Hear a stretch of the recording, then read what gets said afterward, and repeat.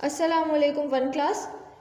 आपने अपने English language की इंग्लिश लिटरेचर की कॉपी ओपन करनी है और नया चैप्टर जो हमने पढ़ा है ना सी बीड्स, सबसे पहले उसका टाइटल पेज बनाना है। सी बीड्स का हम टाइटल पेज बनाएंगे, फिर उसके बाद वर्ड्स मीनिंग की आपने हेडिंग डालनी है और आपने डेट डालनी है। यहाँ पे आपने बीच में मार्जिन लाइन ड्रॉ करनी है and you have to write the words meaning. Then you have to put the heading of question and answers and start doing the question and answers. Then on the next page you have to put the heading of fill in the blanks.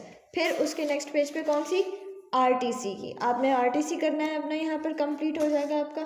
फिर आपने करना है word sentences, word sentences की heading डालनी है। Then you have to draw the margin in between. On the next page you have to put the heading of character sketch grandfather और फिर आपने डेट डाल के काम स्टार्ट करना है करेक्टर स्केच का।